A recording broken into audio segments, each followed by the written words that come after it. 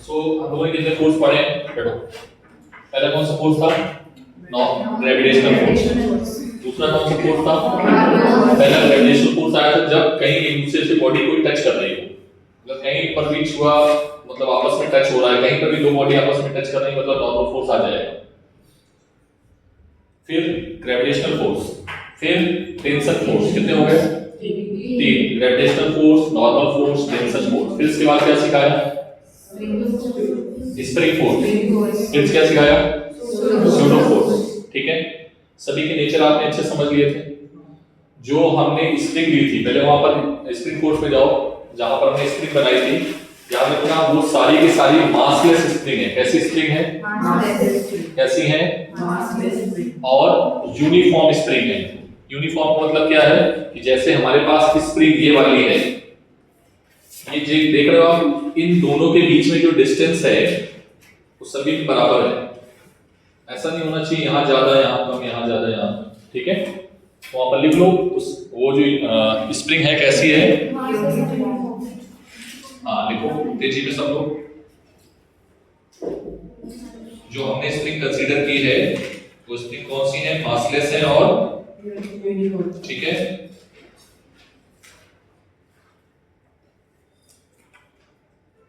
Uniform का मतलब होगा जिनकी पिच बदल नहीं रही होगी, ठीक है? जिनकी पिच नहीं बदलेगी। क्लियर है? Next,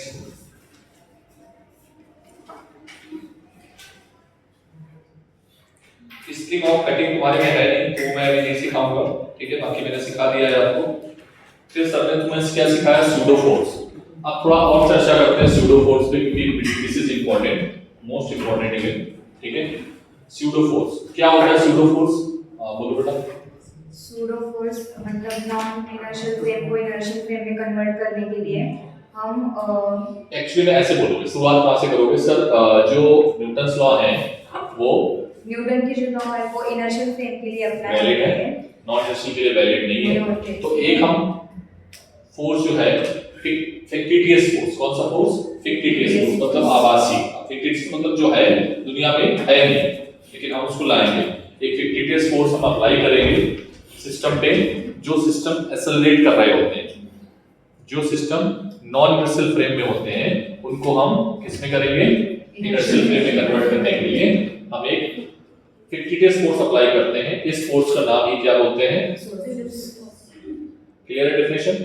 what is the definition of pseudo force?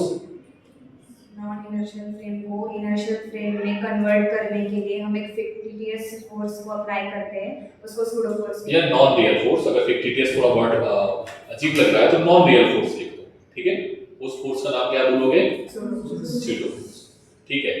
अगर मैं बोलता हूं कि एक्सेलरेशन पॉजिटिव एक्स एक्सिस में है किसी भी फ्रेम का, तो उसको हमें इनर्शियल फ्रेम बनाना है, तो फोर्स किधर होगा? समझ में आ गया?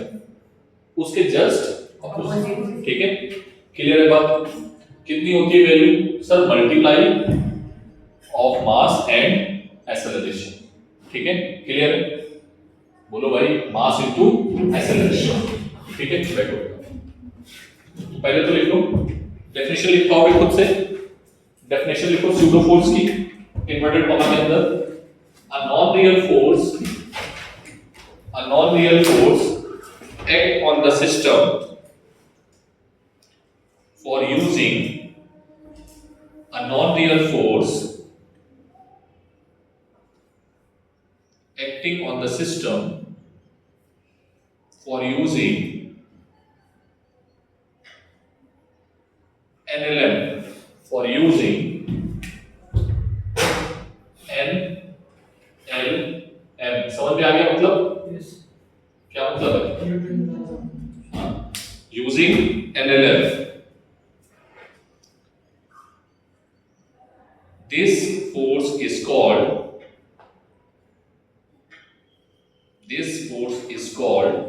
pseudo force। Inverted comma close कर दो।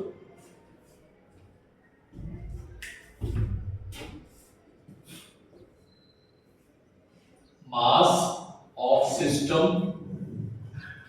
into mass of system नहीं, mass of body mass of body into acceleration. Acceleration क्या है? एक्सेलरेशन क्या है? एक्सेलरेशन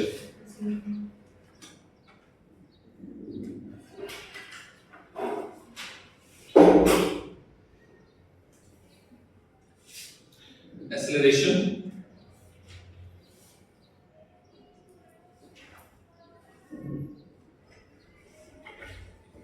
ठीक है। ये क्या है? Acceleration of non inertial frame. A not क्या है? ए नॉट क्या है? Acceleration of non inertial frame, ठीक है। और एम क्या है? मास ऑफ बॉडी, ठीक है। अरे हाँ ना बोलना पड़ेगा। डायरेक्शन शायद मैंने लिखा दी थी। डायरेक्शन क्या होगी? ऑपोजिट टू इसके 3 केस हैं, तीनों केस करते हैं आज इसमें, ठीक है। और फिर इसके बाद आते हैं कंस्ट्रेंट मोशन पे, ठीक है। एक पहला क्वेश्चन तो आपको मैं यहीं से बता दूं, स्यूडो फोर्स का ही, ठीक है। बेटा एक बॉडी है, एक कार है, ठीक है।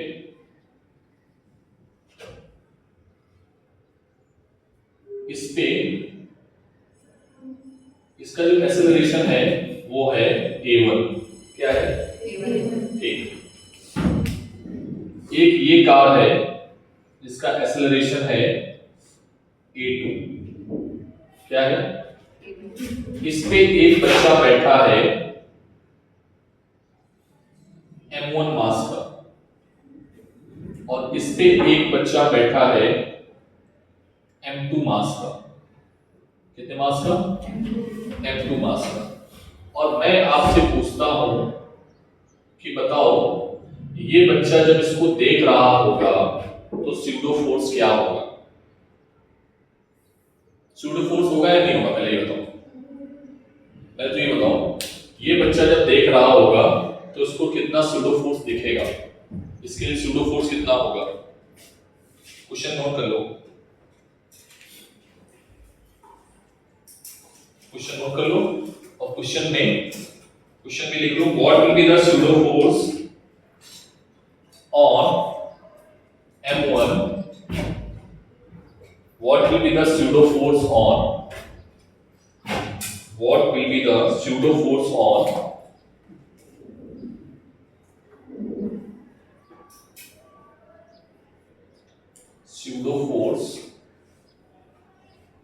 on m1 with respect to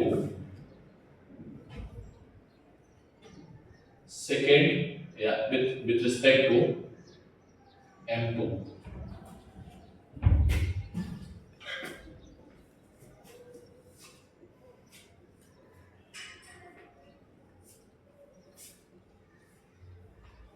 तो सबने क्या बताया है कि जब भी तुम स्यूडो फोर्स निकाल रहे हो, क्या निकाल रहे हो? तो स्यूडो फोर्स किस पे निकाल रहे हो? m1 पे। किस पे निकाल रहे हो? ठीक है सर। स्यूडो फोर्स, ध्यान से देखना, pseudo force on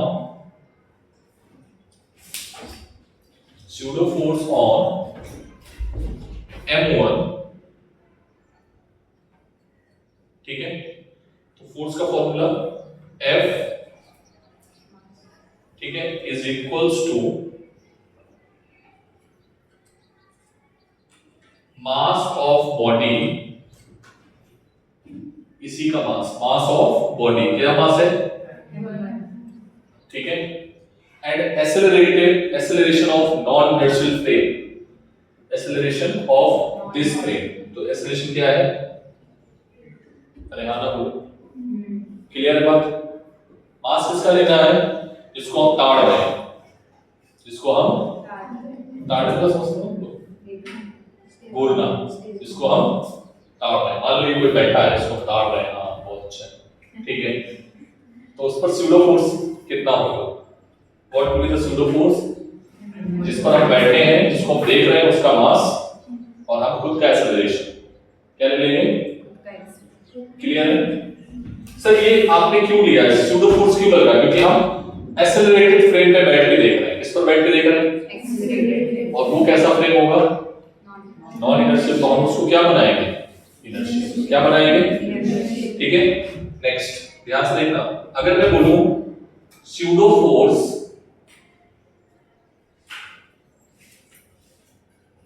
on M2, ठीक है, विथ रिस्पेक्ट टू M1, मतलब ये इसको ताड़ रहा है, ये बच्चा इसको ताड़ रहा है, ये बच्चा इसको ताड़ रहा है, तो दोनों पर स्यूडो फोर्स लग रहा होगा। ये जब ताड़ेगा तो इस पर स्यूडो फोर्स लगाएगा, ये जब ताड़ेगा तो इस पर स्यूडो फोर्स लगाएगा। डायरेक्शन के साथ अगर लिखा जाए तो डायरेक्शन क्या होगी? डायरेक्शन क्या होगी? डायरेक्शन तुमने किसकी ली है? डायरेक्शन किसकी ली होगी? Pseudo force. आई कैप होगा या माइनस आई कैप होगा, ये बताओ मुझे। क्यों माइनस आई कैप क्यों होगा? नॉन एक्सीलरेटेड फ्रेम का अपोजिट। हाँ, समझ में आया कि नहीं आया? बोलो, समझ में आई बात? पक्का? चलो इसका बताओ, इस पे बताओ स्यूडो फोर्स। इसमें कौन सी की डाली है आपने? ब्लैक की डाली है ना? हाँ, क्या आएगा? ये किस पर था? ये किस पे निकाला तुमने? M1 पे। ये किस पे निकाल रहे हो? M2 पे। तो क्या आएगा? मास ऑफ बॉडी इनटू, यहाँ पर A1 लिखना चाहिए ना? हाँ, क्या लिखना चाहिए? A1। Direction I cap, J cap, minus K cap, minus है। एक्सेलरेशन के अपोजिट अभी बोला है ना, तो बोले तो ये किधर एक्सेलरेट हो रहा है? अरे हाँ ना बोलना पड़ेगा, बोलो बनाओ जल्दी से, मतलब आंसर बनाओ जल्दी से। कितने लोग समझ में आ गया? सबको आया? वाह, तो मैं अच्छा पढ़ा रहा हूँ। ठीक है, कभी कभी अपनी भी तारीफ करनी चाहिए, कोई तो करता नहीं। क्यों जानी बेटा, करनी चाहिए ना। बहुत अच्छी बच्ची है। कहाँ से आते बेटा? 44 में रहते हो? जहाँ वो अजीज सर रहते हो?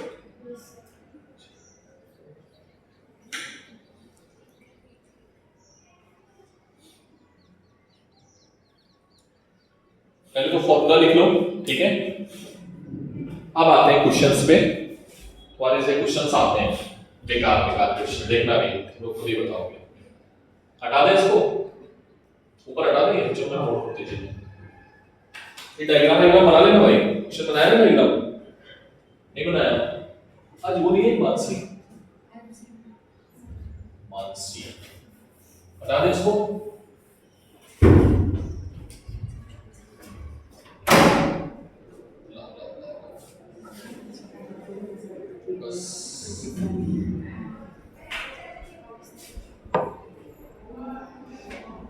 एडी करो लिफ्ट प्रॉब्लम। क्या डालोगे? Lift problem. कौन सी प्रॉब्लम?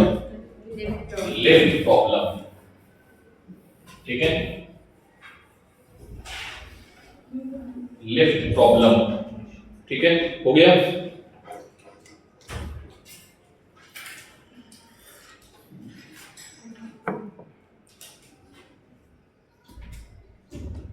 क्या डाला आपने? Lift problem. केस फर्स्ट, बेटा ये है लिफ्ट। लिफ्ट के अंदर एक बच्चा बैठा हुआ है, ठीक है। Case first, if lift is at rest, if lift is at rest. तो जल्दी करेंगे, ठीक है। बच्चे का मास क्या है? मास कितना है? m। कितना है? m। तो बताओ इस पर वेट कितना लगेगा? वेट कितना लग रहा होगा? सर वेट हम नॉर्मल से बोलते हैं, तो नॉर्मल निकालो। क्या निकालो? नॉर्मल। तो एफपीडी ड्रॉ करें। क्या ड्रॉ करें? एफपीडी। चलो ड्रॉ करो, बताओ मुझे, हेल्प करना मेरी।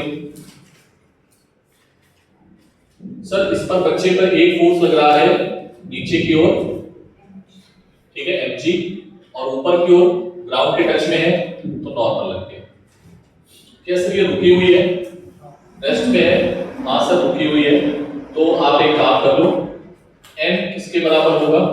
mg। तो वेट क्या आएगा? mg। केस सेकंड जल्दी लिखो तेजी में। केस फर्स्ट क्या है? रुकी हुई है, ठीक है। Next case, when lift is moving upward, when lift is moving upward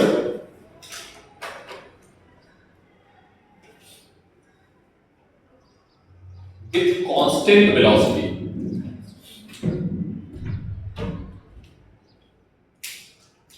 क्या बोल दिया तुमने भी कि भैया यहाँ पर v जो है वो क्या कर दिया तुमने? कांस्टेंट है। तो a क्या आ जाएगा? dv अपॉन dt, मतलब a आ गया 0। कैसा फ्रेम है ये? इनर्शियल है नॉन इनर्शियल? तो अगर यहाँ पर बैठ के आप देखोगे तो v 0 है तो n की वैल्यू अब कितनी आएगी बताओ जरा? n की वैल्यू यही आएगी, ठीक है। अरे हाँ ना बोलना पड़ेगा, ठीक है। सेम लिखो जल्दी से, लिख दिया?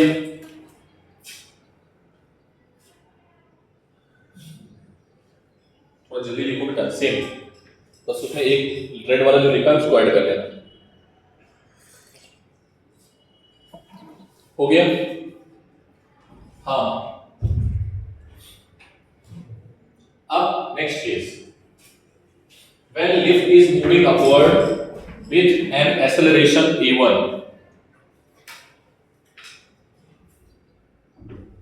case third, when lift is moving upward with an acceleration a1,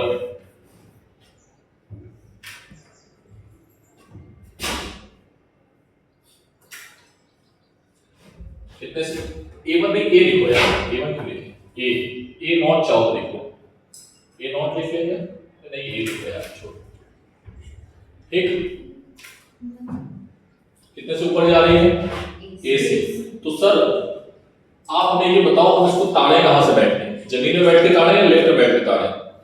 तो तुम लिफ्ट में बैठ के ताड़ोगे तो तुम्हें स्यूडो फोर्स लगाना पड़ेगा, है ना। जमीन से बैठ के ताड़ोगे तो जमीन तो खुद ही इनर्शियल फ्रेम है, तो उसमें कोई भी स्यूडो फोर्स नहीं लगाना पड़ेगा। तो हम लिफ्ट में बैठ के ताड़ेंगे, किससे बैठ के ताड़ेंगे? ठीक है सर, लिफ्ट में बैठ के ताड़ेंगे तो क्या आएगा? n = mg, ठीक है। लिफ्ट किधर जा रही है? ऊपर की ओर, तो स्यूडो फोर्स किधर लगेगा? नीचे की ओर। नहीं समझे? अरे हाँ ना बोलना पड़ेगा। कितना होगा? m और नीचे की ओर, अरे हाँ ना बोलना पड़ेगा। तो क्या आ जाएगा? ये ऊपर जा रहा है तो इसको नीचे मान लो, नीचे मानोगे तो ऐसे लिख दे, कोई दिक्कत? तो नीचे की ओर कितने फोर्स लग रहे हैं बताओ? नीचे की ओर कितने फोर्स लगे? 2। तो n क्या आएगा? mg प्लस स्यूडो फोर्स, अरे हाँ ना बोलना पड़ेगा,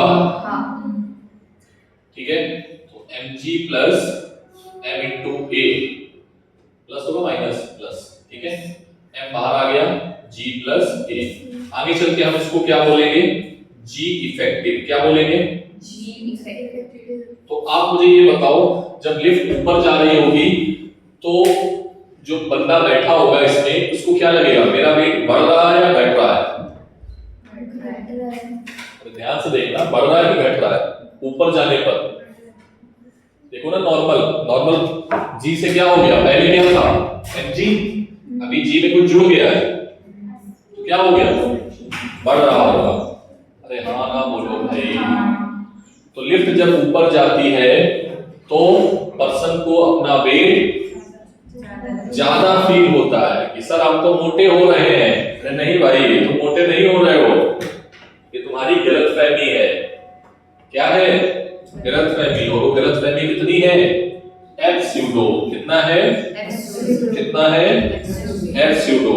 अगर तुम्हें अपनी गलतफहमी को कैलकुलेट करना है कि सर हमें कितनी गलतफहमी हुई है, तो f m इंटू स्यूडो लगा दो। क्लियर है? अरे हाँ ना बोलो। जैसे मान लो क्वेश्चन में बना रहा हूं यहां से कि ग्राउंड में बच्चा बैठा था, उसका वेट कितना था? 80 kg, ठीक है। और उसको गलतफहमी हो गई। कब? जब लिफ्ट में बैठा है। कितनी गलतफहमी हो गई?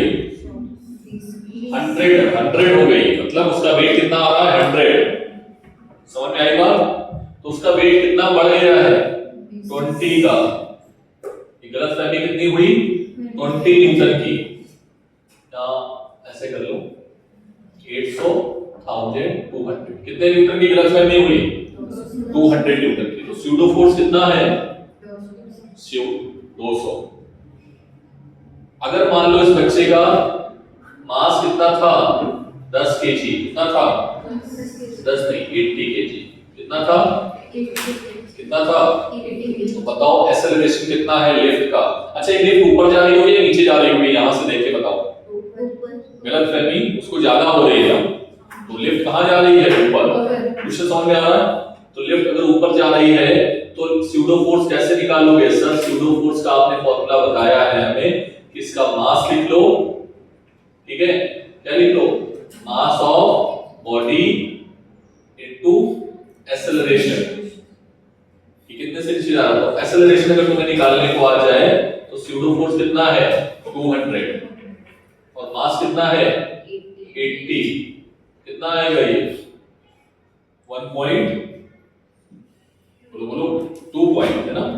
2.5 कितना आएगा?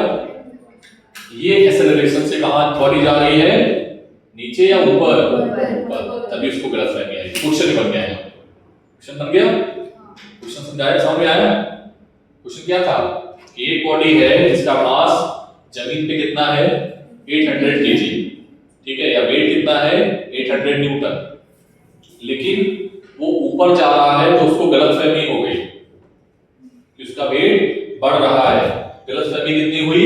100 न्यूटन की। कितने न्यूटन की? सॉरी 1000 न्यूटन की कि उसका वेट कितना हो गया है? 1000 न्यूटन। तो उसको गलतफहमी कितने न्यूटन की हुई?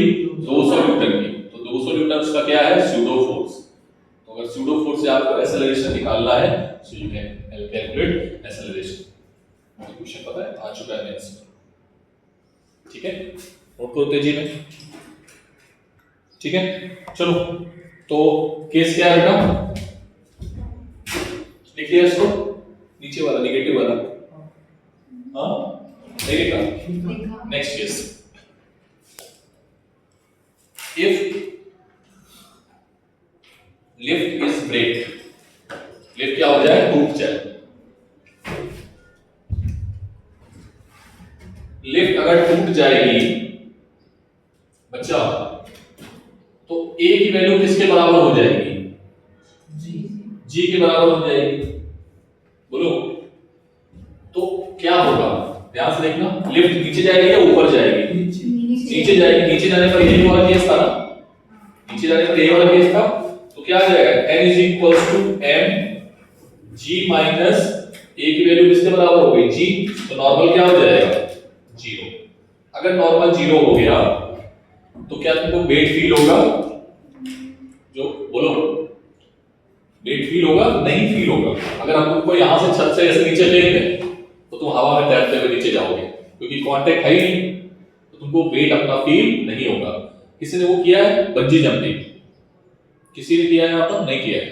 बंजी जंपिंग लोग करने जाते हैं, वो फील करने जाते हैं, उनका वेट नहीं होता है, हवा में तैर रहे होते हैं, तैरते हुए नीचे आते हैं। अरे हाँ ना बोलो भाई। समझ में आया? बंजी जंपिंग करना, bungee jumping is the case of weightlessness. किसका है? जिसमें जिसको हम लोग बोलते हैं फ्री फॉल, तैरते हुए गिरना, कोई दिक्कत नहीं। लेकिन वहां पर क्या है? हवा है। ठीक है, जैसे वहां पर क्या होता है बेटा, जब हम मून में जाते हैं तो वहां हवा नहीं है, एटमॉस्फेयर नहीं है, तो वहां की हवा भी हमें रिएक्शन नहीं दे पाती है।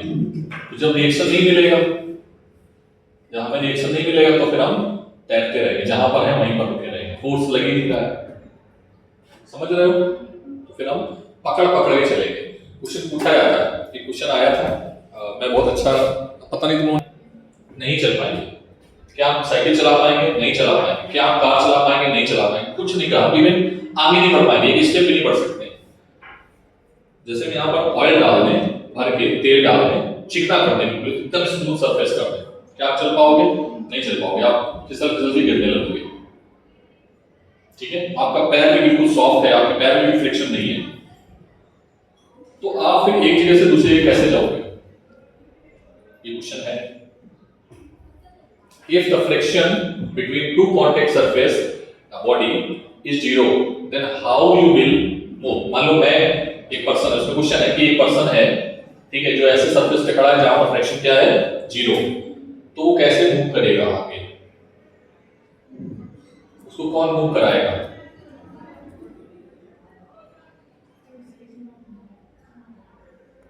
क्वेश्चन ये कंजर्वेशन ऑफ मोमेंटम का है। बेसिकली इसमें बहुत डीप थी, थोड़ा सोचो पहले, थोड़ा सोचो कैसे मूव कर सकता है।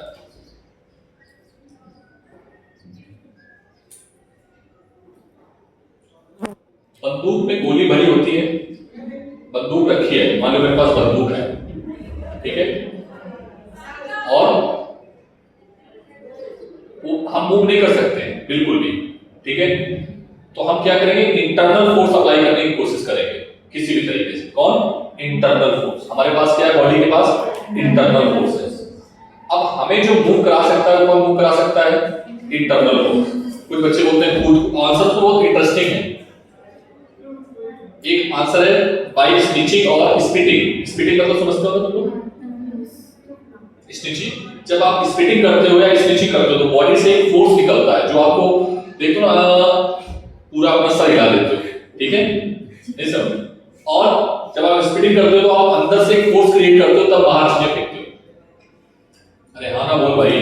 तो जब आप अंदर से एक फोर्स क्रिएट कर रहे हो और बाहर अगर वो पार्टिकल निकल गया, मान लो हमारे मुंह में पानी है तो पानी अगर हमने बाहर फेंका तो पानी अगर बाहर गया है तो पानी ने पीछे की ओर भी फोर्स क्या लगाया होगा? अरे हाँ ना बोलना पड़ेगा, तो सोचो इस चीज को, ठीक है। तो पानी ने अगर बाहर हमने फोर्स लगाया, हमने अपनी मस्कुलर एनर्जी से फोर्स लगाया बाहर की ओर, तो पानी गया बाहर, तो उसने पानी ने किसको, बॉडी को किसको धकेला? बॉडी को पीछे धकेला। जैसे मैं से यहां पर एक बम रख दूं, बम ऐसे करके बैठा हुआ है और 10 गिरने के बाद वो फट गया आराम से। बम के पास छोटे छोटे पार्टिकल थे, बारूद थे, वो सब क्या इधर भागेंगे उधर भागेंगे इधर भागेंगे, और जो इधर बैठा था वो पीछे भाग गया। क्यों? क्योंकि आगे वाले जो जा रहा था उसने पीछे से धक्का मारा, ठीक है। तो हम उसमें आंसर है कि हम ऑप्शन में था कि हम आगे कैसे जा सकते हैं, तो बाय स्पिटिंग और बाय स्निचिंग। तो वहां पर क्या करोगे? आप छींकने की कोशिश करोगे, सर छींक आ जाएगी। आप लोग क्या बोलते हो मराठी में? ऐसे बोलते हो ना, स्निचिंग बोलते हो ना उसको, हाँ, जो भी वर्ड बोलते हो, ठीक है। तो या तो वहां पर क्या करो, मतलब बॉडी से इंटरनल फोर्स क्रिएट कर रहे हैं। क्या क्रिएट कर रहे हैं? तभी जब बॉडी से वो चीज बाहर जानी चाहिए। अगर वो पानी अंदर ही रहेगा, तो फोर्स क्रिएट किया, वो पानी अंदर ही रह गया, तो क्या बॉडी डिस्प्लेस होगी? नहीं, क्योंकि नेट फोर्स क्या हो जाएगा? बॉडी पे जीरो हो जाएगा। तो बॉडी कहां जानी चाहिए? बॉडी से पार्टिकल बाहर जाना चाहिए। क्लियर है बात? अभी आगे इसको बहुत डिटेल में पढ़ाएंगे हम, इसमें कोलिजन में टेंशन लेने की आवश्यकता नहीं है, ठीक है। स्यूडो फोर्स समझ में आया? क्लियर? अच्छे से बोलो। हाँ, कितने 5 केस हो गए? कितने केस? हाँ, आप मुझे बताना, आंसर बताओ, ठीक है। बेटा ये लिफ्ट है, क्या नाम है? ईश्वरी। और इस लिफ्ट में ईश्वरी अच्छी बच्ची है, पढ़ती है, बस थोड़ा डांटने के बाद। ये है M2 और ये है M1, ठीक है बेटा। ये M1 जो है वो बड़ा है M2 से, इससे, और ये लिफ्ट में टंगा हुआ है। ये किसमें है? लिफ्ट ऊपर जा रही है। क्या कहां जा रही है? ऊपर। तो आपको बताना है टेंशन कितना होगा स्ट्रिंग में। इसमें स्ट्रिंग में टेंशन कितना होगा, ठीक है, ये क्वेश्चन।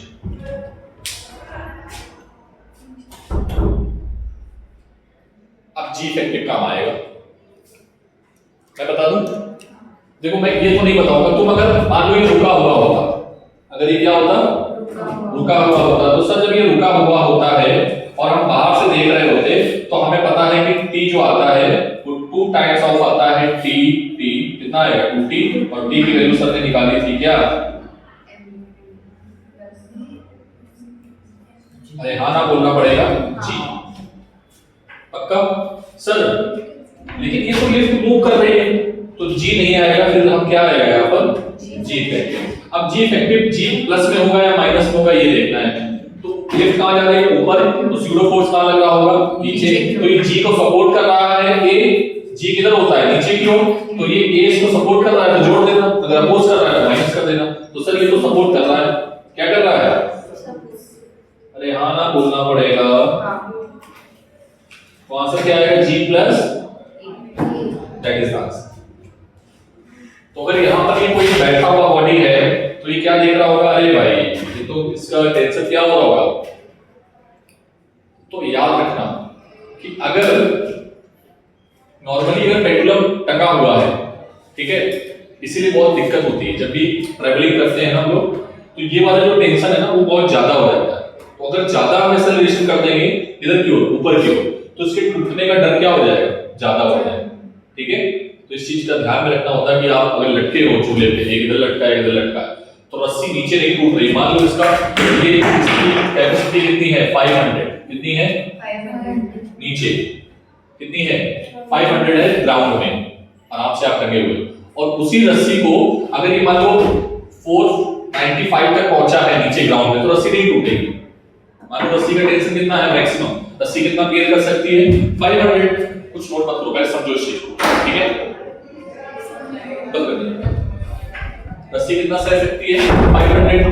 490 तक तो आराम से टंगे हुए हो, इधर भी बच्चा टंगा है, रस्सी पे टेंशन कितना ज्यादा है? 500। ठीक है, बोलो। तो रस्सी नहीं टूटेगी। लेकिन अब मान लो उतना वही बच्चा है, वही रस्सी है, उसको हमने लिफ्ट में बांध दिया, हमने कहा जाओ ऊपर, तो रस्सी क्या होगी? क्योंकि ये बिल्कुल अपनी लिमिटिंग वैल्यू के पास नहीं था, उसको बोलते हैं लिमिटिंग वैल्यू, मतलब जैसे r बराबर आ जाए उसको लिमिटिंग वैल्यू बोलेंगे। लिमिटिंग वैल्यू के पास नहीं था, और जैसे ही थोड़ा सा फोर्स बढ़ा तो रस्सी क्या होगी? टूट जाएगी। कभी कभी आपने झूला देखा होगा ना, ऊपर जाते समय ऐसे घूमते समय क्या होते हैं? टूट जाते हैं नॉर्मली। उसमें उसके बहुत सारे कारण हो सकते हैं, लेकिन एक कारण यही है। क्लियर है? पक्का? सोच लो, फिजिक्स सीखो बेटा, यही फिजिक्स, यही तुमको तुम्हारे ब्रेन को खोलेगी। ठीक है, समझ आ रहा है? कुछ नोट कर देते हैं। नेक्स्ट केस, ये क्वेश्चन है।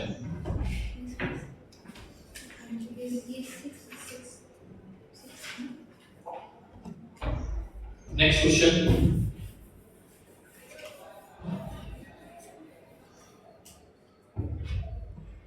यहां पर क्वेश्चन लिख लेना बेटा, क्वेश्चन लिख लेना। If lift is moving upward with an acceleration a, then find out the tension in the string. Then find out the tension in the string.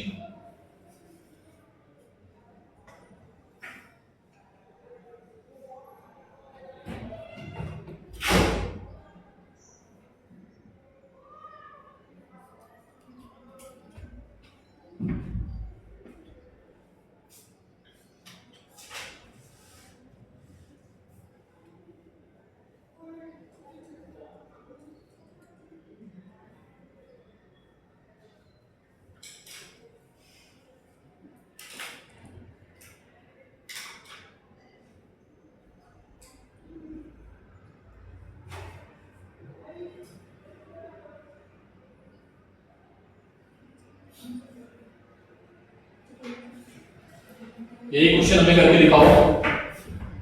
ये क्वेश्चन है, डेटा में दे रहा हूं, ठीक है, डेटा दे रहा हूं। क्वेश्चन है m1 is equals to 3 kg, m2 is equals to 2 kg, और एक्सेलरेशन जो है लिफ्ट का इधर नीचे की ओर, नीचे की ओर माने या ऊपर की ओर? नहीं, नीचे मानेंगे हम, नीचे की ओर 2.5 मीटर पर सेकेंड, और ऊपर की ओर एक क्वेश्चन दूसरा है जिसमें ऊपर की ओर है 2.5। दोनों आंसर निकाल देंगे पद्धति से। फॉर्मूले का इस्तेमाल मत करना, फॉर्मूले का इस्तेमाल अच्छा ठीक है कर लो, फॉर्मूले का इस्तेमाल ही करो, ठीक है अभी कर लो, लेकिन पता होना चाहिए फॉर्मूला आया कैसे है जल्दी से।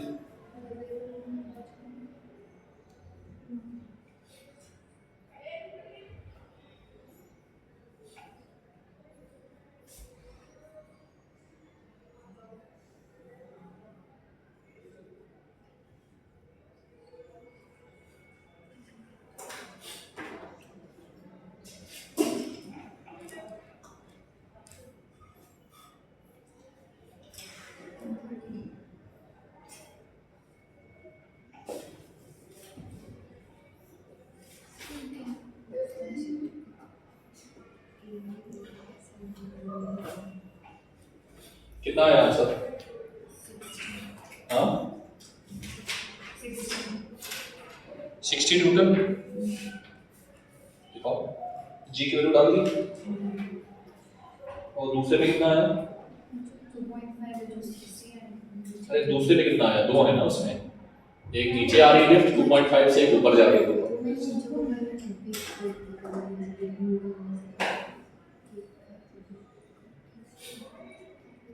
क्या किए हो बेटा? हम तुमको ना पिटाई करेंगे बहुत ही ज्यादा। क्या किए हो? 2 लगाया है हमने, 2 किया है, m1 m2 किया है, g +10 है ना, या इंटू क्यों किए हो? लड़की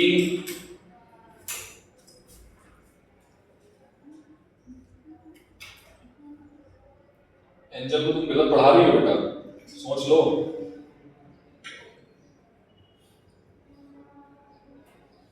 एंजल तुमको पैसे नहीं देगी फिर। पहले पुट करना क्या कर रही है m1 m2 की, सब तो मैंने दे दिया है। एक केस है ऊपर जा रही है, एक केस नीचे है, एक केस फर्स्ट में डाल दो, एक वैल्यू।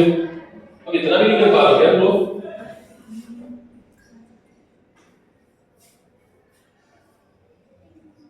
क्वेश्चन देखो ये प्रॉब्लम लिखता है, और लाइक कैसे मान लिया क्वेश्चन तू कर रही हो? हाँ ठीक है 12.5 है ना, तो 12.5 को लिखो 25/2 देख सकती हो ना, 12.5 को 25/2, 25/2 से कैलकुलेशन आसान हो जाएगी। तुम कलर पेन का इस्तेमाल नहीं करती हो? हाँ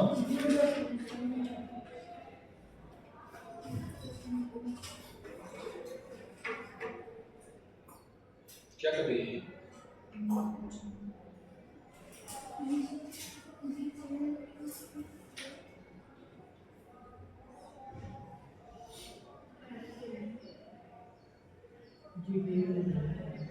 G10 देखो, जब भी G दिया ना उसको 10 मान लिया।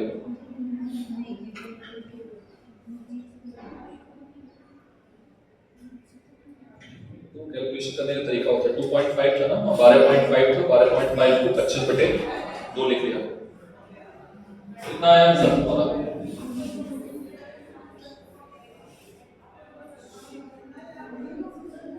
तुमने टैलेंटेड हो, पता है कैलकुलेशन करने की सिंपल तरीके को अपनाते ही नहीं हो, फिर रियल वाला जाते हो मल्टीप्लाई और थोड़ा भाग।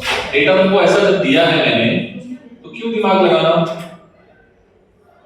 6/5 है, यहाँ पर क्या है 10 + 2.5 मतलब 12.5, 12.5 को क्या लिख सकते हो 25/2, तो 5 से 5 उड़ा दो, 2 से 2 उड़ा दो, 30 आंसर आ जाएगा। क्या करते हो पता नहीं, लुल्लो क्या लुल्लो। चलो आ गया ना 30 न्यूटन। चलो 2.5 वाला कर जल्दी से।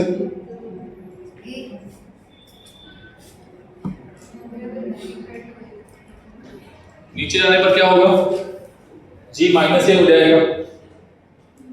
नीचे जाने पर क्या होगा? हाँ ऊपर जाने पर था G + A, नीचे जाने पे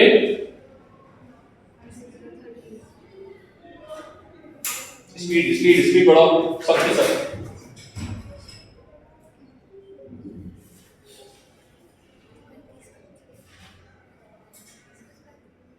फिर से वही काम करें। अबे 7.5 लिखा है, उसको 15/2 लिख। क्या हो भाई तुम लोग?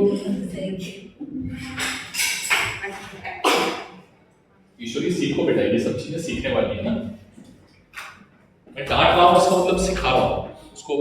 माइंड मत करना कि यार सर आप तो हर चीज पे डांटते हो, बच्चे शिकायत करते हैं, पता है सब तो बहुत बहुत डांटते हैं। अबे डांटते नहीं तो सिखाते हैं, ठीक है, हमारा सिखाने का तरीका कुछ अलग ही है, ठीक है। हाँ सीख लोगे तो अच्छी बात है। क्या लिखोगे 15/3, तो आंसर कितना आएगा 15 न्यूटन नहीं 18 न्यूटन है ना।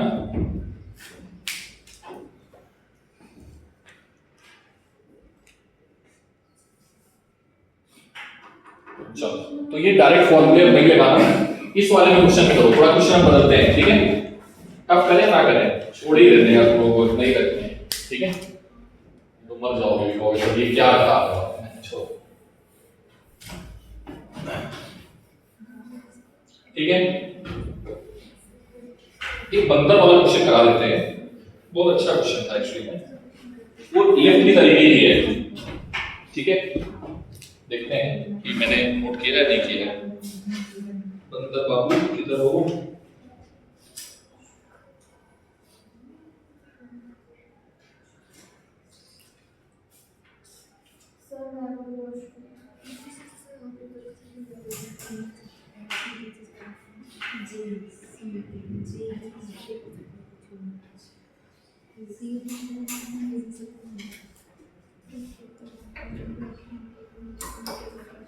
बंदर वाला क्वेश्चन नहीं है, एनसीईआरटी में है शायद बंदर वाला क्वेश्चन। एनसीईआरटी लाया कोई?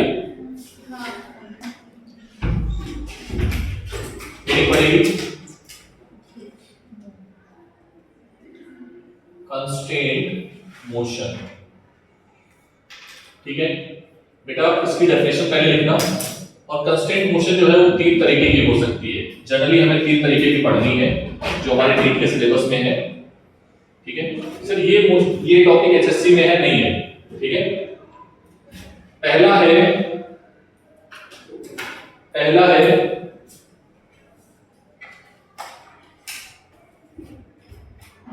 कंस्ट्रेंट मोशन में first one is string constraint. क्या है?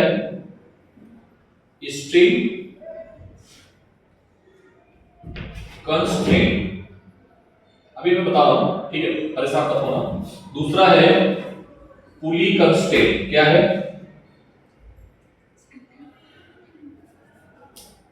ठीक है, TRA, ठीक है, पुली कंस्ट्रेंट। दूसरा है वेज कंस्ट्रेंट। क्या है? कितने हैं बेटा? What is the meaning of constraint? What is the meaning of constraint? जैसे मैं बोलूं कि आप कंस्ट्रेंट है, मतलब आप बाध्य हैं। क्या है? बाध्य समझते हो? बाध्य मतलब आप तो बंधे हुए हो। बाध्य मतलब बंधे हुए हो। बाध्य मतलब दिमाग खराब कर बोलना नहीं, ठीक है। बाध्य क्या मतलब है? बंधे हुए हो। बंधे हुए। सर कैसे बंधे हुए हो? हम कंस्ट्रेंट है आपकी क्लास लेने के लिए, that is the time constraint is, time constraint मेरी क्लास होती 9:30। मेरा जो क्लास है आपके यहाँ वो 9:30 से 10:30। मैं आपके लिए बात दूं, मैं 9:30, मैं दुनिया में कहीं पर भी हूं, but I will present here 9:30 to 10:30 because I am constrained with time to take your class. So here is time constraint for me. उसी तरीके से यहां पर क्या है? String constraint. स्ट्रिंग क्या है? बाध्य है, ठीक है।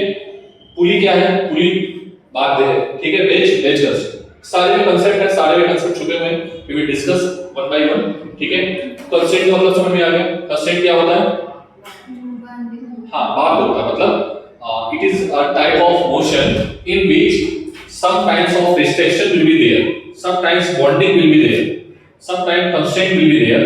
So write down, सबसे पहले डेफिनेशन में लिखो। कंस्ट्रेंट मोशन में कितने तरीके का होता है? कितने तरीके का होता है? हाँ लिखो जल्दी से।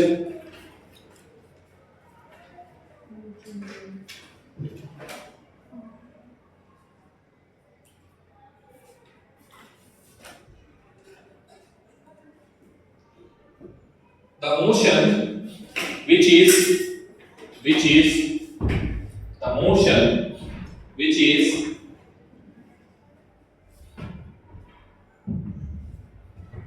which is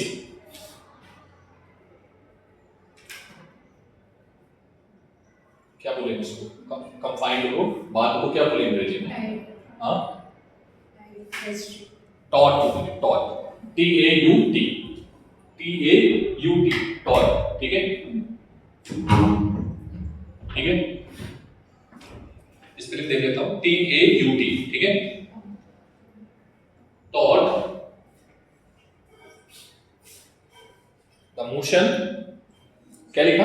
which is taught, taught को ब्रैकेट में लिखना confined, मतलब सिंपल लैंग्वेज में confined in a particular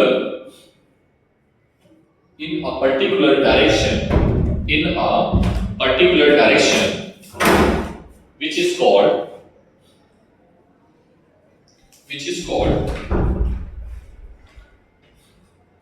क्या बोलेंगे इसको? Constraint motion. जल्दी लाओ, सबसे पहले तीनों लिखिए। इन्वर्टेड कॉमा के अंदर आपने डेफिनेशन लिख ली ना, डेफिनेशन लिख ली ना, यहाँ पे डेफिनेशन लिख ली सभी ने, ठीक है, तीनों लिखो। फिर हेडिंग पढ़ेगी स्ट्रिंग कंस्ट्रेंट। कौन सा कंस्ट्रेंट? कौन सा कंस्ट्रेंट? हाँ,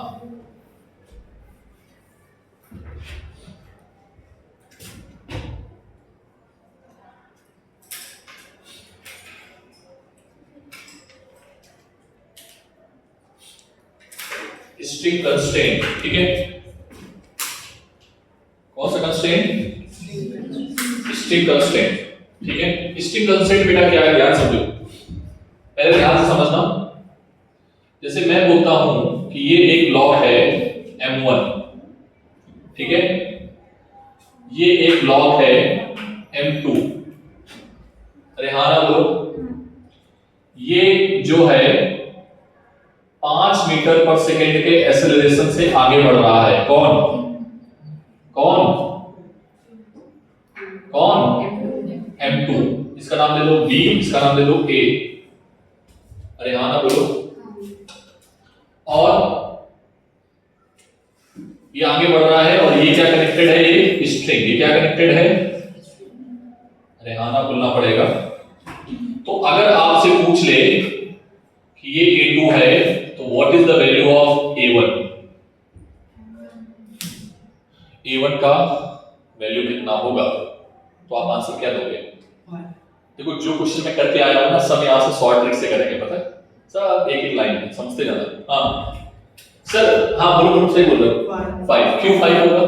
क्योंकि वो कंस्ट्रेंट है कि ये जितने से चल रहा है उसको इतने से चलना पड़ेगा, ठीक है। अरे हाँ ना बोलो। किस डायरेक्शन में कंस्ट्रेंट है? डायरेक्शन बताओ। इस डायरेक्शन। क्या ये बात क्लियर है? ये इस डायरेक्शन में चल रहा है, तो इस डायरेक्शन में जो स्ट्रिंग है, अगर मैं पूछूं कि इस स्ट्रिंग जो है इसमें छोटे छोटे पॉइंट है, ठीक है, छोटे छोटे छुटकू से पॉइंट है, हर एक पॉइंट कितने से दौड़ रहा होगा? हर एक पॉइंट कितने से दौड़ रहा होगा? 5 से। तो स्ट्रिंग का हर एक पॉइंट कितने से दौड़ रहा है? 5 से। क्या ये बात क्लियर है? ये कहानी पूरी लिखो और आप आंसर लिखो कितना, ठीक है। कहानी क्या लिखोगे कि स्ट्रिंग जो बंधी है, स्ट्रिंग का हर एक पॉइंट, रुक जाओ, हर एक पॉइंट 5 से दौड़ रहा होगा। सर अगर वो 5 से नहीं दौड़ रहा होगा तो क्या होगा? 5 से नहीं दौड़ रहा होगा, 5 से ज्यादा होगा तो जहां पर 5 से ज्यादा होगा वहां स्ट्रिंग टूट जाएगी। क्या ये बात समझ में आई? दोनों रीजन लिखना। अगर ये 5 से नहीं दौड़ रहा होगा तो स्ट्रिंग क्या होगी? टूट जाएगी, ठीक है। और स्ट्रिंग को टूटने नहीं देना है, तो इसका मतलब क्या है? स्ट्रिंग कंस्टेंट है। जैसे मैं बोलूं कि मैंने क्लास 9 से 10 नहीं ली, तो मतलब क्या हुआ? हम ब्रेक हो गए। अब हमें उसका खामियाजा भुगतना पड़ेगा, है ना। तो हमें वो छुट्टी का पैसा नहीं मिलेगा, छुट्टी कट जाएगी। यस और नो? जल्दी करो, तेजी में।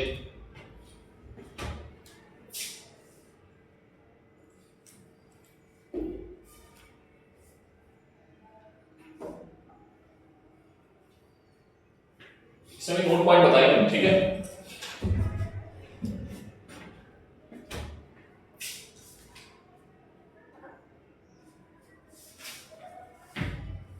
ठीक है।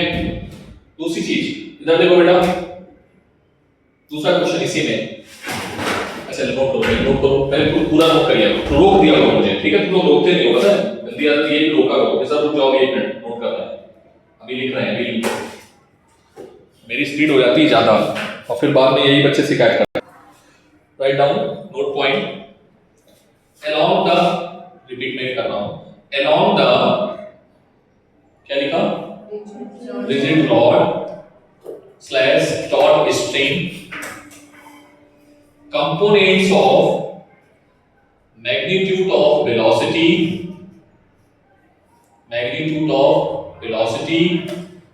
acceleration and displacement should be same। Note point समझ में आ गया? क्या मैंने बोला है? along rod, ठीक है, या taut string, कंपोनेंट, क्या मैंने बोला है? कंपोनेंट ऑफ मैग्नीट्यूड, किसका? Acceleration, velocity, displacement should be, ये ब्रह्मास्त्र बेटा क्वेश्चन को सॉल्व करने का। कौन से क्वेश्चन को सॉल्व करने का? कंस्ट्रेंट, ठीक है। नोट करो तेजी में, नोट कर लिया? अब मैं क्वेश्चन पे आता हूं, ध्यान से देखना, इसको हटा दें, ध्यान से देखियो। एक क्वेश्चन है हमारे पास, ये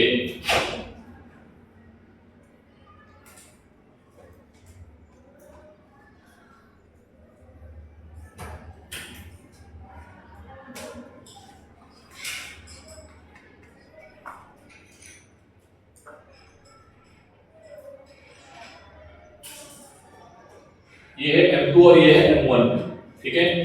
और ये A2 जो है वो है 2 मीटर पर सेकेंड, कितना है ये?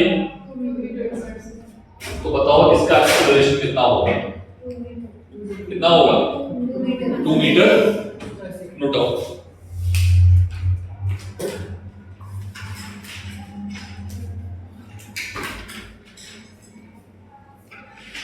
ये अभी इजी कर लो भाई, अभी टफ नहीं है, टफ तो भी आएगा।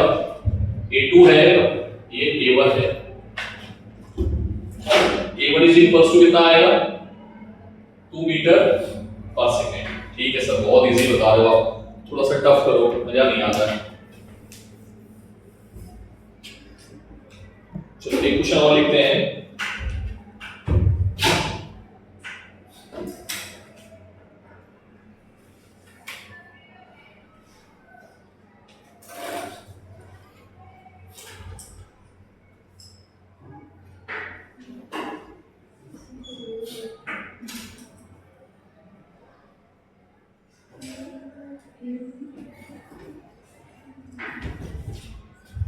Question is this: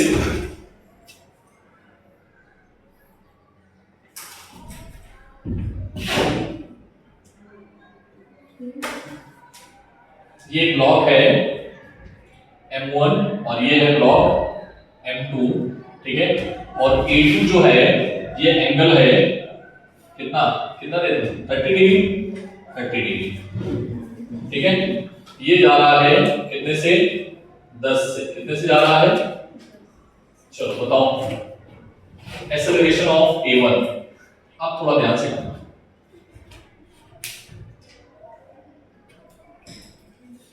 acceleration of A1, A1 का एक्सेलरेशन निकालना है।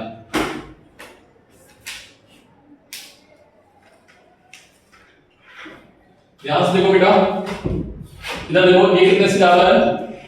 इधर देखो पहले, ये कितने से जा रहा है? 10 से। ये भी 10 से जा रहा होगा, ये भी 10 से जा रहा होगा, ये भी 10 से जा रहा होगा, ये भी 10 से जा रहा होगा, ये भी 10 से जा रहा होगा। तो इसका एक्सेलरेशन कितना आएगा? 10 मीटर पर सेकेंड। अरे हाँ ना बोलो पक्का? तो A1 की वैल्यू कितनी होगी? A1 की वैल्यू कितनी होगी? दो तरीके से बच्चे करते हैं, पता? A1 को ऐसे लिखते हैं, ये आ गया A2 A1 को लिखते हैं A1 is equals to A2 cos 30 degree, और कुछ बच्चे ऐसे लिखते हैं A2 is equals to A1 cos 30 degree. कौन सा सही है? नोट पॉइंट को देखो, पहले नोट पॉइंट को देखो, फिर से बताता हूं। दो तरीके के बच्चे होते हैं और ये करते हैं। तुमको क्या निकालना है? A1। और सर ने नोट पॉइंट सिखाया था कि आपको रस्सी के लॉग लेना है। किधर लेना है? रस्सी के लॉग। तो A1 की वैल्यू इधर निकालनी है, इधर निकालनी है। अरे हाँ ना बोलो। तो कौन सा कंपोनेंट आएगा? A2 जो होगा वो किसके बराबर होगा? A1 cos 30। क्या ये बात समझ में आई? ये वाला गलत है बेटा। बहुत बच्चे, मतलब अगर मैं 1000 की क्लास में पढ़ा रहा होता ना, तो कम से कम 990 बच्चे जो है वो गलत करते हैं। अच्छा बच्चा गलत करता है, पता है? इसलिए मैंने नोट पॉइंट लिखाया है along द स्ट्रिंग। ठीक है, मतलब इसकी वेलोसिटी इधर क्या होनी चाहिए? सेम होनी चाहिए। तो इसका कंपोनेंट जो आएगा इधर की ओर कितना आएगा? A1 cos 30। नहीं समझे? अभी मैं क्वेश्चन चेंज करूंगा, ध्यान रखना। ठीक है, तो A कौन वाला सही है? ये वाला सही है। ठीक है, तो A2 की वैल्यू कितनी है सर? 10 है। A1 की वैल्यू कितनी है? A1 की वैल्यू हमें निकालनी है। और cos 30 की वैल्यू कितनी होती है? हाँ, √3/2। तो 2 ऊपर आएगा, √3 नीचे जाएगा। ठीक है, तो ये आ जाएगा 20/√3। ये आंसर आ जाएगा मीटर पर सेकंड। क्वेश्चन समझ में आ गया आंसर? ये चीज जरूर लिखना क्योंकि बहुत इंपॉर्टेंट है। ठीक है, कल और कराएंगे इस क्वेश्चन। ठीक है, कल कंस्ट्रेंट क्वेश्चन पे हम खत्म करेंगे। ऑलमोस्ट 20-25 प्रॉब्लम करा देंगे। ठीक है, कितनी? 20 से 25। ठीक है, क्या ये समझ में आया? हमने A1 को कंपोनेंट में क्यों नहीं ब्रेक किया है? अगर यही क्वेश्चन होता है, देखो, अगर यही क्वेश्चन होता कि ये 5 मीटर पर सेकंड है, कितना है? और आप 1 मिनट बैठ जाओ, A2 निकालो। 1 मिनट 5 मीटर पर सेकंड स्क्वायर है, तो A2 निकालो। तो A2 कितना आया? इसका कौन सा कंपोनेंट? हमें देखना है कि ये 5 मीटर से जा रहा है, तो रस्सी कितने से जा रही होगी? रस्सी को देखना है, इसको देखना है रस्सी। तो A1 ये है, तो A1, ठीक है, रस्सी कितने से जा रही होगी? रस्सी कितने से जा रही होगी? A1 cos 30, वो किसके बराबर होगा? A2 के। तो A2 बराबर क्या आ जाएगा? A1 की वैल्यू कितनी है? 5, और cos 30 की value √3/2। This is the answer. समझ में आ गया? 2 क्वेश्चन। ये क्वेश्चन अगर तुम्हें समझ में आ, रस्सी की तरफ देखना है। किसकी तरफ देखना है? along स्ट्रिंग और along